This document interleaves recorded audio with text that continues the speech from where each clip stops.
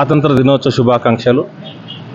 ఈ 79వ స్వాతంత్ర సంబరాలు జరుపుకుంటున్న వేళ మనందరం కూడా అదే స్వతంత్ర సమరయోధుల స్ఫూర్తితో దేశ రక్షణ, శాంతి భద్రతల పరిరక్షణ కోసం పోలీస్ వ్యవస్థ ఎప్పుడూ ముందుంటుందని, అలాగే దేశ అభివృద్ధిలో పోలీసు పాత్ర కూడా ఎంతైనా ఉంది.